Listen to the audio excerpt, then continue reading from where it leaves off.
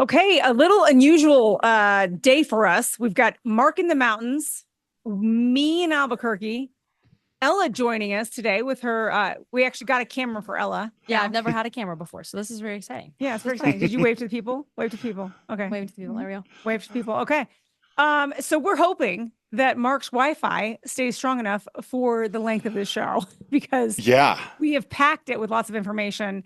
But we're going to get right to it today because I'm worried a little bit about you, Mark. Number one, I can't see you from where I'm at. Right.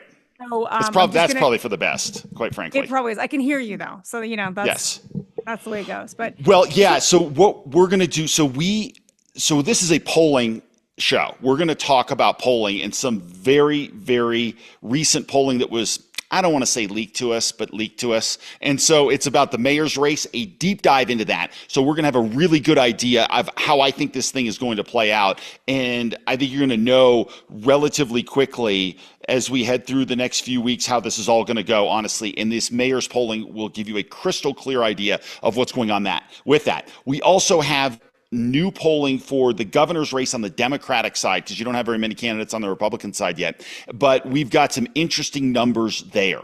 And it's some of what we've been talking about, but it's fascinating stuff as we dive into that. So that's going to be super interesting. Then Harry Enton talking about why this may be a very, very predictable primary season on the Democratic side. So we'll get to that as well. And at the very end, we're going to tap into a little more what happened with Charlie Kirk, just a couple of quick, really late breaking developments on Tuesday into Wednesday. And some of that has to do with the person that has been in custody and arrested for this killing. And so we'll go through all of that as well. But really, we're talking about polling here and some very important polling, I think, that's going to give you a good idea of what's going on.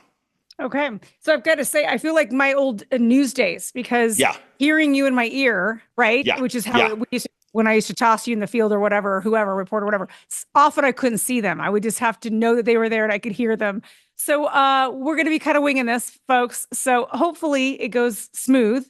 And I want to get to the polls because I think that's super interesting. Absolutely. Okay. I think people are going to, this kind of threw me a little bit. So go ahead. Yeah. And so this poll, so I want to explain a couple things first. The whole poll was leaked to us. So we got a look into the crosstabs and everything on this. So there's a ton of stuff. I didn't dive deep into the crosstabs for this particular show, but I do want to show you some of this. So let's start. And the way we're doing this Zoom is that basically Christy's cam will turn into the camera that shows us all the data. So she'll be able to see it. So let's start number one with how the poll breaks down. And this tells you a lot about the Albuquerque DMA and the Albuquerque voter, okay? It was a 56% Democratic poll, 30% Republicans. Now you would say, oh my gosh, that's weighted way too heavily for Democrats, 9% nonpartisan and 3% other.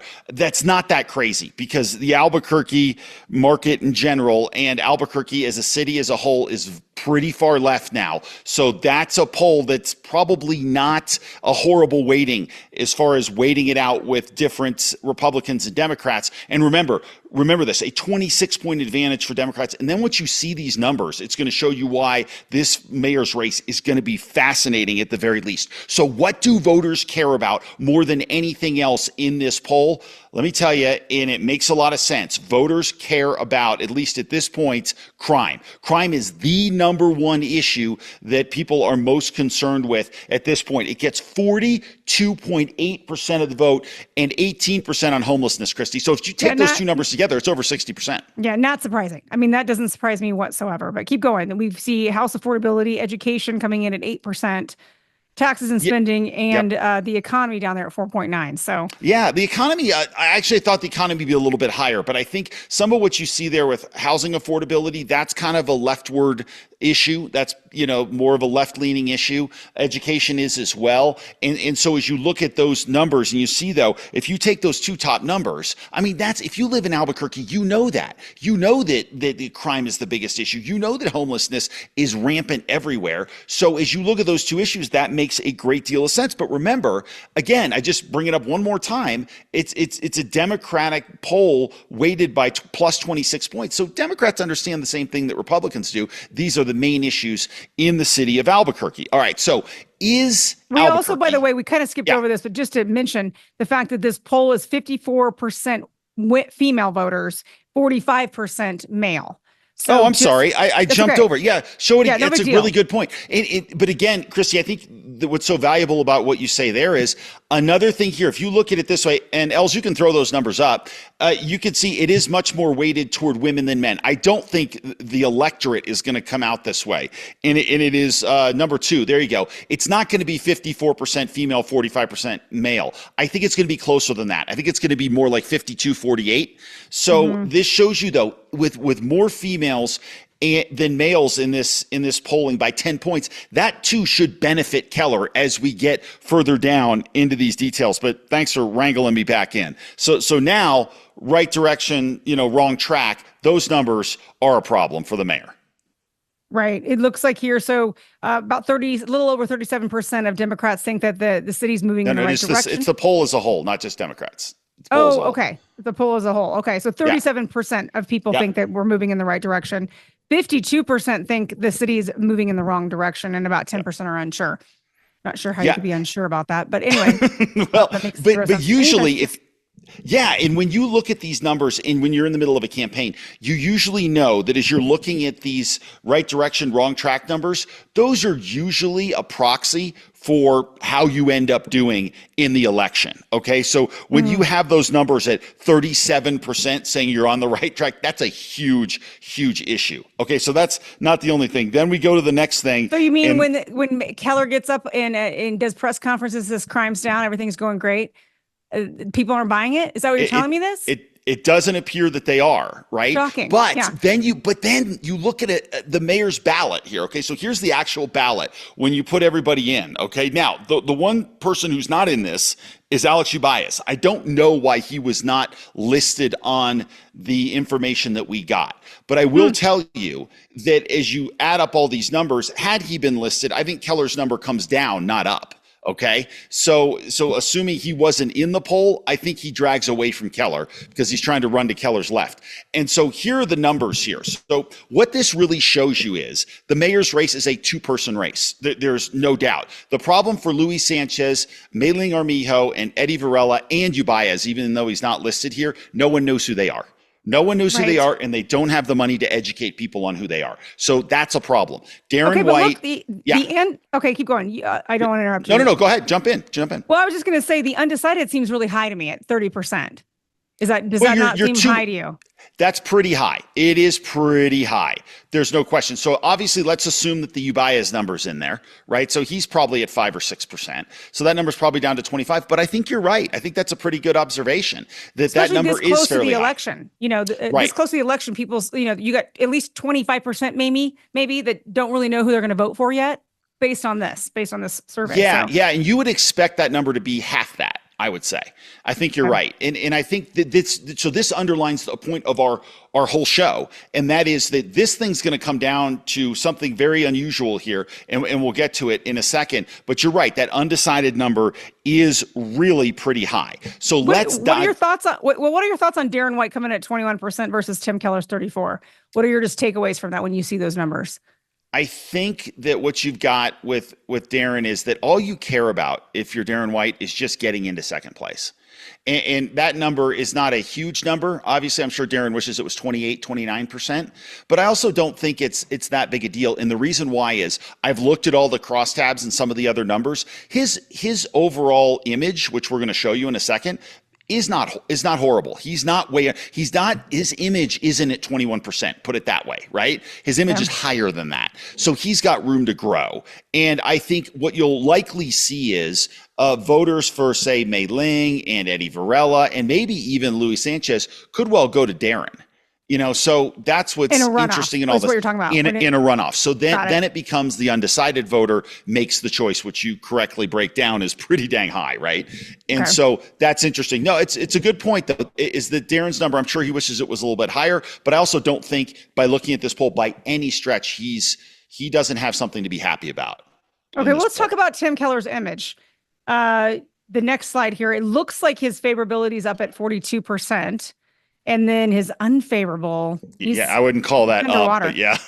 Okay, Right. yeah, he's underwater, right? His right. unfavorable is over 52%. And I just remember that magic number back in anything I ever saw was you never wanted your unfavorability to be higher than 50%. I mean, you're like the worst case scenario, right? That's right. I think that's exactly right. And when your unfavorability is at that number, that is brutal, absolutely brutal. So that's not good. But actually, I think the next number you're about to bring up is even worse. Yeah, this Keller reelect number. I mean, it says here that when asked if Tim Keller should be reelected, a whopping 60% say no. Say no. Is what Right. They're like, it's time for somebody new. I mean, I think that is a blinking red light, right? Yeah. I mean, so you look at all of this and you just start saying, oh my goodness, if you're Tim Keller, you got to be looking at this going, this is not good, right? This is something that is not good. And so that part of it is very, very difficult. Now, the question is, what do Darren's numbers look like, which you mentioned? Well, let's look at his image, right? Darren White's Yep. image here. It says Yep. his favorability is at 32%. His unfavorable is at 28.9. So Yeah. about 29%. And then you still have 25% that have never heard of him. So almost a quarter of right. these folks have never heard of him. Right. So he still has some room there to get his name and his image and people to actually hear about what he wants to do for the city, is the way I'm reading that. If you're Darren White, what you're thinking is, if I can get to the runoff and I can raise a bunch of money, what I can then do is run directly against Tim Keller and tap into that 60% of the people who say, enough of this guy. We've had 8 years. Things in every measurable category are worse. That's what you're going to say if you're Darren White. I mean, that's where you're going with this. So if you can get into the one-on-one, that's key. And so that's what he's going to try to do. Okay, so this goes on now to really talk about Donald Trump in Albuquerque in particular, and explain a little bit about what we see here and why is it important for voters, since Trump is not on this ballot. So why is this important information? This is the whole ball game. Okay, this is the whole ball game. So first, let me just show you Trump's numbers in Albuquerque. Okay, favorable 35%, unfavorable 62%. Okay, so this could come down to Donald Trump's 62% unfavorable versus Tim Keller's 60% we don't want this guy to be mayor anymore. Like that's what this is going to come down to. So I think what's going to happen here is that voters are going to make a choice between somebody who has been mayor for 8 years and they've seen the results and they don't like him, or a president who they want to send another message to. So the question is, will they, in spite of their own best interest, vote against Trump but for Keller, right? Or will they say, you know what, Donald Trump is not the mayor of Albuquerque. The mayor of Albuquerque is a different job, and we are going to hold the mayor of Albuquerque to account for the job he's done. But that's what this is coming down to. And that's the whole race. Because when Tim Keller starts running ads, you're not going to see Darren White in those ads. You're going to see Donald Trump. So that's who he's running against. You are going to think that Tim Keller's running for president. I always think that's so interesting that basically the Democrats basically just say, hey, we're going to just use Donald Trump against whatever the candidate is. So whether the candidate's running for governor or probably a Senate seat or whatever, really, they just want, because they know that Donald Trump is not popular in these big metro areas in our state, so they can use that against any Republican. Like, even if that Republican isn't anything like Trump or has nothing to really do with Trump in the way they would govern.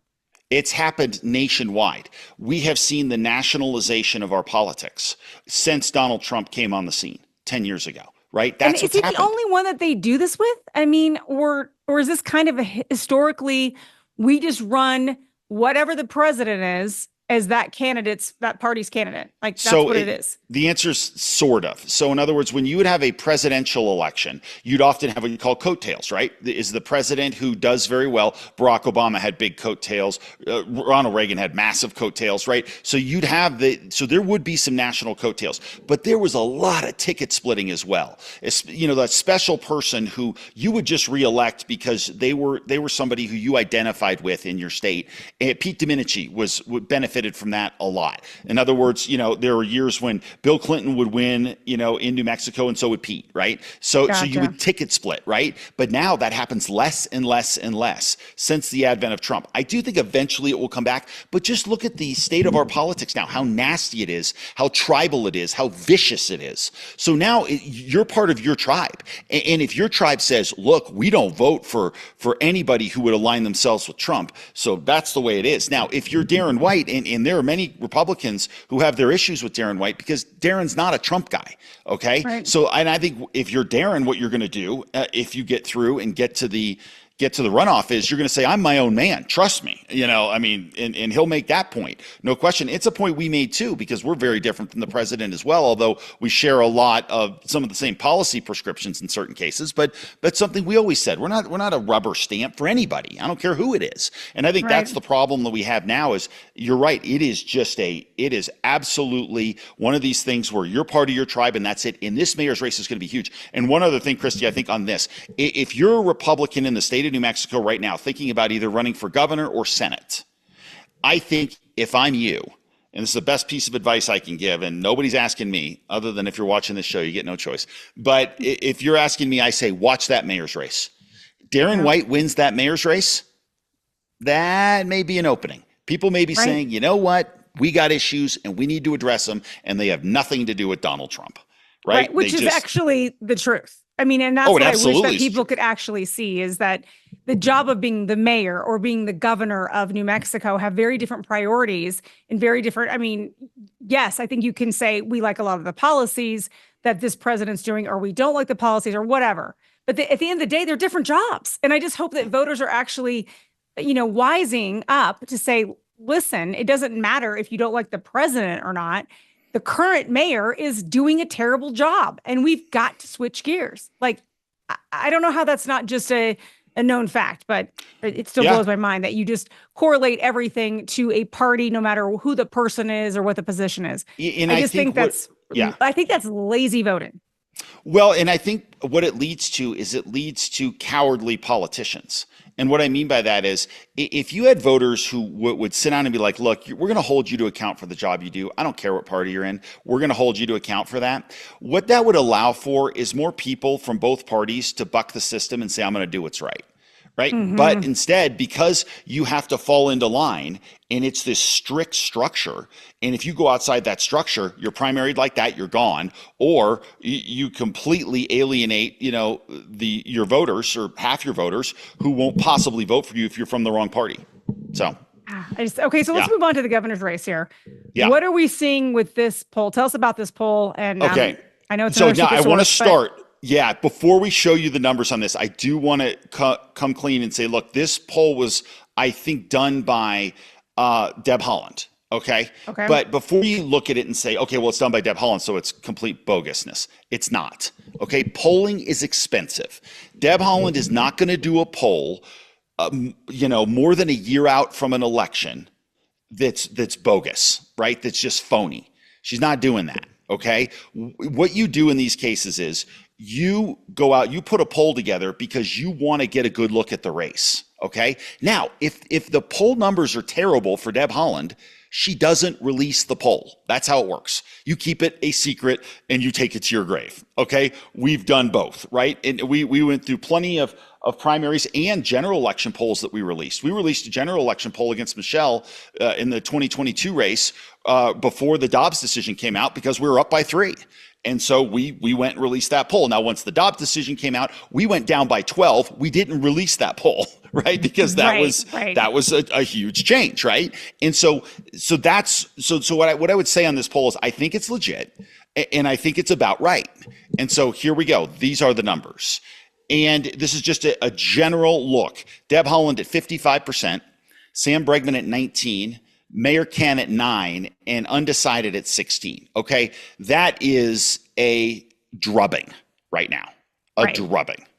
And obviously then you start diving in to voter blocks within the Democratic primary. Okay. So let's take a look at this. It says here, Democratic primary vote. Explain this a little bit, because I don't know what exactly this is. People who say they're liberal. So how are they voting?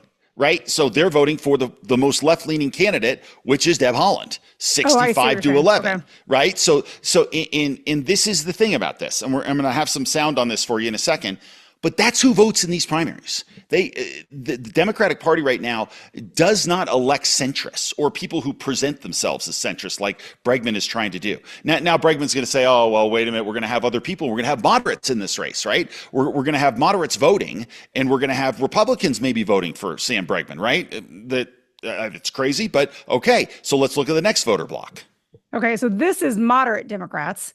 Still Yes. at 45% voting for Deb Haaland and 29% voting for Sam Bregman. Right. And then the other down below So that. these are brutal numbers for Bregman. And this is what we've been saying from the very beginning, that especially you Republicans who are maybe sitting down in southeastern New Mexico and are trying to be talked into by the Bregman camp or some of your friends in southeastern New Mexico, hey, let's put together a fundraiser for Sam Bregman because we think he can win. I got a better idea. Why don't you go into your backyard, start up your fire pit, and just start flipping $100 bills in there? If that's what you want to do, it's just, no, it keeps you warmer than this is going to keep you. I'm telling you, the people that vote in the Democratic primary, and I don't care if you open it up to Republicans, you're not going to get enough of them. You're not going to get enough independents. It's not going to work.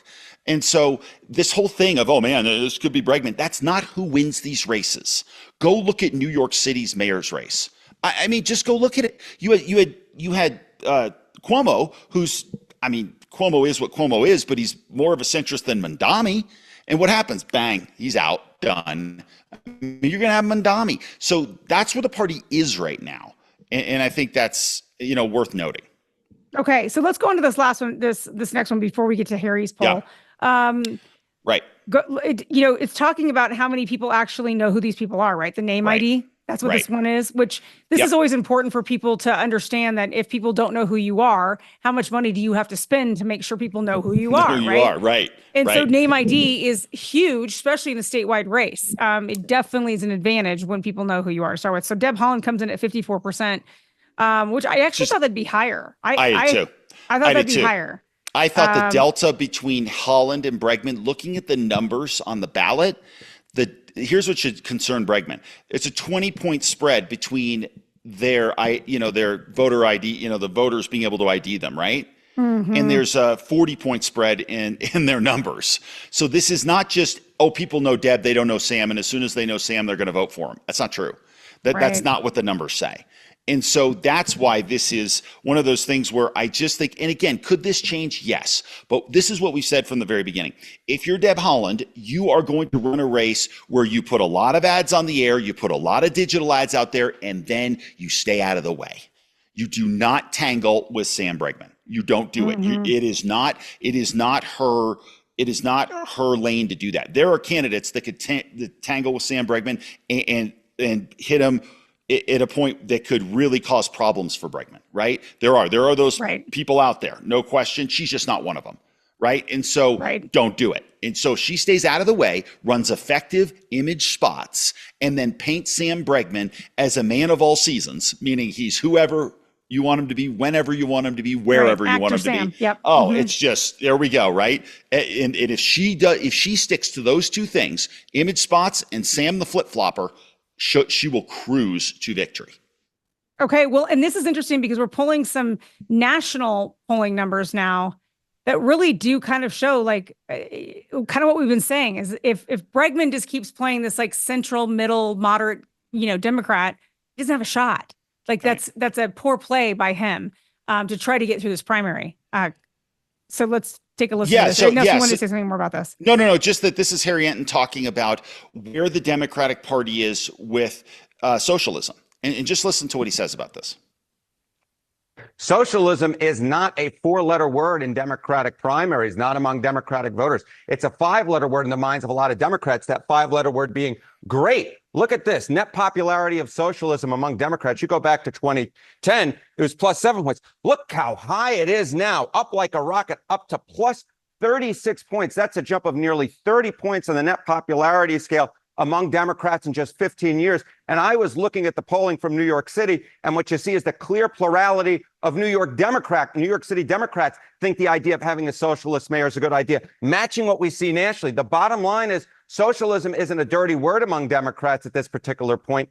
It's actually a word that, when attached, Democrats seem to like it. That's a huge jump. And Okay. So that's why we say what we say about all this. Just because right? because the Democratic Party is continuing to move much more to the left. Is that the takeaway? Sort of. Or do we get to a point in New Mexico where you see enough people? And I do think we're getting to that point. Remember, when we ran in 2022, it was about a 15-point state, right? A 15-point Democratic voting advantage. It's down to 10 now. I do think we have a large number of people who've been Democrats their whole lives who look at all this and start going, wait a minute. So I do think it's possible that we could slide out. But I think as far as voting in a primary goes, not a general, I think you'll start to see that move, Christy, toward the center for a lot of Democrats who are like, enough, we're not doing this, right? It's too much for us. I think you'll see it, but I think you'll see it in a general election. I don't think you see it in a primary. The energy that runs primaries comes from the farther edges of the party.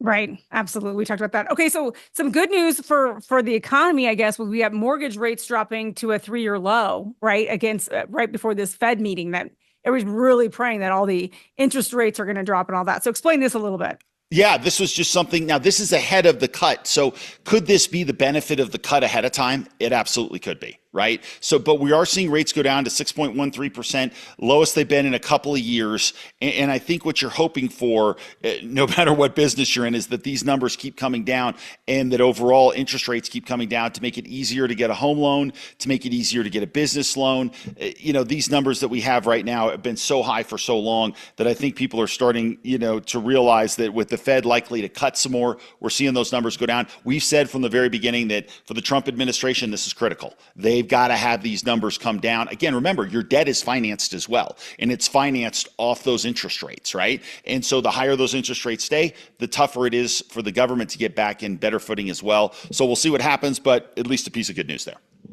Okay. Well, let's move on. Go back a little bit to the Charlie Kirk story, because there's been some more movement in this case with Tyler Robinson, the alleged shooter. He now he's in custody. We said a couple of days ago that he was cooperating with police. Now that has changed again. Apparently, he's no longer cooperating. However, his partner and roommate apparently is now cooperating with authorities. And what was interesting is they released this text exchange between Tyler and his roommate.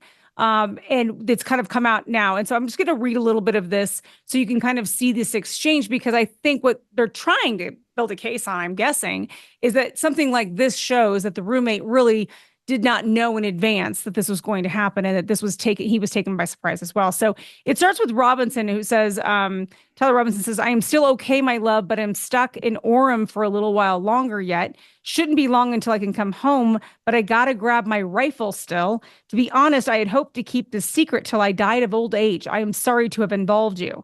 Roommate says, "You weren't the one that did this, right?" And then Robinson says, "I am. I'm sorry." Roommate, "I thought they caught the person." Robinson says, "No, they grabbed some crazy old dude, then interrogated someone in similar clothing. I had planned to grab my rifle from my drop point shortly after, but most of that side of town got locked down. It's quiet, almost enough to get out, but there's one vehicle lingering." Roommate says, "Why?" Robinson, "Why did I do it?" Roommate says, "Yeah." Robinson says, "I had enough of his hatred. Some hate can't be negotiated out. If I'm able to grab my rifle unseen, I will have left no evidence. Going to attempt to retrieve it again. Hopefully they will have moved on. I haven't seen anything about them finding it." Roommate, "How long have you been planning this?" Robinson, "A bit over a week, I believe. I can get close to it." Oh, he says a bit over a week, I believe. "I can get close to it, but there is a squad car parked right by it. I think they already swept the spot, but I don't want to chance it." Again, he's going back to talking about this rifle retrieval. Robinson adds, "I'm wishing I had circled back and grabbed it as soon as I got to my vehicle. I'm worried what my old man would do if I didn't bring back his grandpa's rifle. I don't know if it had a serial number, but it wouldn't trace to me. I worry about prints. I had to leave it in a bush where I changed outfits. I didn't have the ability or time to bring it with. I might have to abandon it and hope they don't find the prints. How the F will I explain losing this to my old man? Only thing I left was the rifle wrapped in a towel. Remember how I was engraving bullets? These blank messages are mostly a big meme. If I see notice bulge UWU on Fox News, I might have a stroke. all right, I'm going to have to leave it. That really effing sucks. Now, what's interesting about this is this Robinson, who has, I mean, by all stretch of the imagination, we still have to say alleged. That's what we're trained to do until he's actually found guilty in a court of law. But it seems pretty obvious that not only is he confessing to this, like we've heard that he's done with his dad, but he's also telling his roommate, hey, really, his big priority here is let me go back and get the gun. Of course I did this. Of course I'm the one. I'm sorry I involved you, but his focus is just completely on this rifle, which it shows a little bit of, into this guy that really, he seriously doesn't feel like, number one, he's guilty of anything other than leaving the rifle behind. And so it's interesting to see. Based on this, I think the cops are trying to say, hey, the roommate wasn't a part of this situation. Right, I mean, right, which seems legit. I mean, from looking at that, and the callousness of this guy, and it is weird. You brought up something kind of interesting when we were talking, and that is when you talk to some people about some sort of emotional conversation, and then they sort of go off on a rabbit trail. Can you kind of explain that? yeah, I just think it's interesting that he said, I mean, his roommate, if you go back here, the roommate says, why did I do it? Or he says, you weren't the one who did it, right? And then Robinson says, I'm sorry. And then Robinson just goes off about this gun. So really, I mean, obviously the key point of this text exchange is, hey, I'm the one that did this. I'm sorry, but let's get back to the rifle. And I need to sort out how I'm going to find this rifle. I should be there soon. I'm sorry. It's like, he just goes on this whole tangent about this being his grandfather's rifle, his prints. He doesn't know if the prints are on it. I just think there's something about when you can compartmentalize to a dangerous degree of, hey, I just did this heinous crime where I murdered somebody, but my focus is over here, and I'm just going to talk about this rifle. I'm not getting away with it. Yeah, it's just a weird disconnect, and I think. When most people are having conversations and they ask you a heavy hitting question, not necessarily about murder, but anything that's serious, the person usually responds with more than just one or two answers of saying yes or no. And then they will talk about that issue. This guy, Robinson, says, yes, I did do it, but let's move on to the more important thing, which is I got to get that rifle back. Right. And it just seems like a disconnect. That's what I've noticed in this. Yeah. So. Yeah. Well, speaking of disconnect, I think I want to just play one piece of sound. So all this happened on Tuesday. The police came out with all this information to show what was going on and a lot of their evidence and things like that. Well, Matt Gutman from ABC was there, and he had a report on this. And I have to tell you, when I listened to his breakdown of this gave crystal clear information to me about why we're so frustrated with the media. And just listen to how Matt Gutman, you just heard what he heard, right? All right. And so this is how Matt Gutman characterized what he heard. We have seen an alleged murder with such specific text messages about the alleged murder weapon, where it was hidden, how it was placed, what was on it. But also, it was very touching in a way that I think many of us didn't expect. A very intimate portrait into this relationship between the suspect's roommate and the suspect himself, with him repeatedly calling his roommate, who is transitioning, calling him my love, and I want to protect you, my love. So it was this duality of someone who the attorney said not only jeopardized the life of Charlie Kirk and the crowd, but was doing it in front of children, which is one of the aggravating circumstances of this case. And on the other hand, he was, speaking so lovingly about his partner. So a very interesting and, as Pierre said, riveting press conference, David. It was tough. Yeah, who cares? Honestly, really? I mean, this is ridiculous. Touching or whatever. What did he say? Talked lovingly of his part. I mean, are you kidding? He's trying to make this kid human. Yeah, he's trying to humanize him. Right. And if you actually read the text exchange, the whole point that stands out glaringly to me is he's so compartmentalized. He's not having a normal human reaction. Somebody who did a heinous crime like this would have guilt or would feel badly or wouldn't do it in the first place, right? But people that make mistakes and feel bad about it express things incredibly differently than this compartmentalized way of him talking to his roommate. I don't care if he said my love, that's the last thing I'd be picking up on this.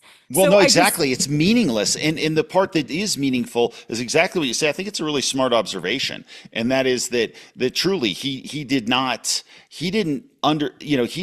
fully appreciate the situation. And Matt Gutman is touched by all of this. Are you kidding? I mean, it just is, it's clueless. It really is. And it's the whole reason that people get so frustrated with the media and trying to say, how can we, and I don't know if he's deliberately trying to humanize the guy, but the reality is he just misread it. Like he found a reason to be touched by this. Okay. But you know who wasn't touched by anything is Tyler Robinson. That's who wasn't touched by anything. That's who is a cold-blooded killer who was more concerned about getting that gun. If you're a normal human being, you hear what he says about getting the gun, that's what you take away. You don't take away my love. So he says something to his boyfriend or girlfriend or whatever the situation is. It's ludicrous. And it just is it's so pathetic that you see this stuff, and it's incredibly frustrating to watch. But there is frustration on the other side, and I do want to run that one by you as well. This next clip, is that what you're talking about? Yep. Okay. Yeah. I mean, so you and I are going to, I don't know if we're going to disagree on this, but I think why don't we go ahead? You go ahead and lead this up and then we'll have a conversation after it. So Pam Bondi, the Attorney General, was in an interview and she talked about the necessity to eliminate hate speech. Take a listen to this. Speech, and then there's hate speech. And there is no place, especially now, especially after what happened to Charlie in our society. Do you see more law enforcement going after these groups who are using hate speech and putting cuffs on people so we show them that some action is better than no action? We will absolutely target you, go after you if you are targeting anyone with hate speech, anything. And that's across the aisle. Okay, if we're going to go after you if you target someone with hate speech, that's protected in the Constitution. It is. And for her to say that, and for the Attorney General to say that, I think is completely misguided. Look, nobody likes hate speech, at least nobody with a normal functioning brain, right? We all know we'd love to think that you don't say those things. And I think hate speech can have consequences on your life. There's no question about that. But the government coming after you, no, that's protected. It is protected speech. And I don't like to hear our basically number one law enforcement agent in the country go out and say things like this. I think it was loose talk. Very loose talk. I think it could have been loose talk. I think you're going to find, and I could be wrong, but I think what we're going to find is that Pam Bondi is going to have to clarify this a bit more.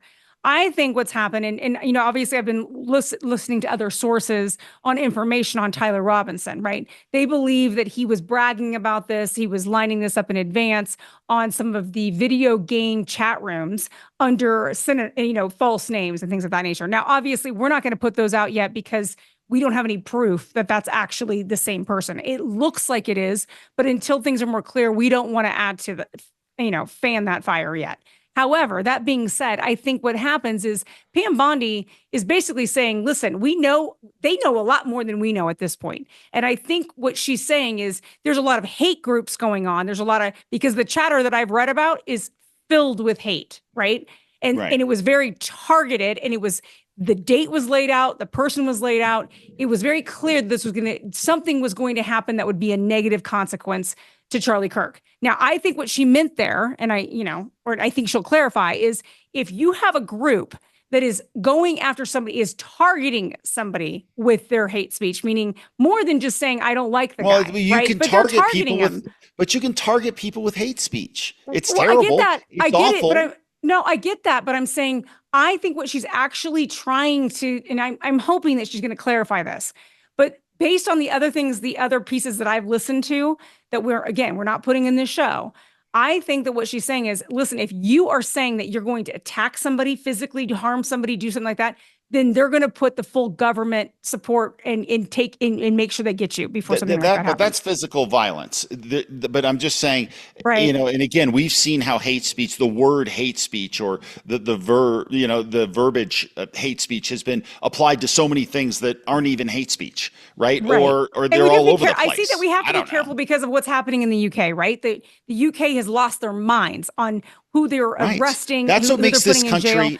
Yeah. Yeah. So it's a- I it's a understand. discussion, I but- understand that she can't just say, "Listen, if you have hate speech, we're coming after you." I think the word that what she said, and then she just needs to clarify it more. And I'm hoping that she does is saying if you're targeting people, meaning if you're gonna go harm people, Well, with agreed more on that. than just your Right. words, That's right? incendiary. That's different. Right. That's different. Right. And then there's a distinction there. Though all I'm saying is the word hate speech there is either misused or she's going into areas that I think I don't care what party is in the White House. We need you need to be able to be dumb enough to say stupid stuff. And that what makes this country great is that we allow you to do that. Now, it doesn't mean it's without consequence, but the government itself coming after you for saying something that they don't like you saying is really scary. And I just don't want us doing it on any side. Right. I mean, I understand. I do think that she's going to, I think that's going to come back up. And Yeah. I mean, I could be wrong, but I think she's going to Yep. have to clarify that a bit more. So, Okay. okay, we made it through and you We didn't did. disconnect. So that's a miracle, right? Yes. Take us home, doctor. Okay. So thanks you guys so much for joining us. Please make sure that you like and subscribe on our YouTube channel. If you want to make a comment, that's how we're able to read those. If you like and subscribe. Also, if you want to get our email, get on our email list, just go to nodoubtaboutitpodcast.com and sign up for our email. And we promise we won't spam you. You just sign up and all we do is send out the emails to let you know when our latest show is coming out. And if you want to support our show or support us, you can also do that on the website as well. We appreciate you guys so much. Thanks for spending a little time with us. Have a great rest of your week and we'll see you back here. I think on Sunday or Monday. We're just going to roll with it. So soon. We'll see you soon. You've been listening to the No Doubt About It podcast. We hope you've enjoyed the show. We know we had a blast. Make sure to like, rate, and review. We'll be back soon. But in the meantime, you can find us on Instagram and Facebook at No Doubt About It Podcast. No doubt about it. The No Doubt About It podcast is a Choose Adventure Media production. See you next time on No Doubt About It. There is no doubt about it.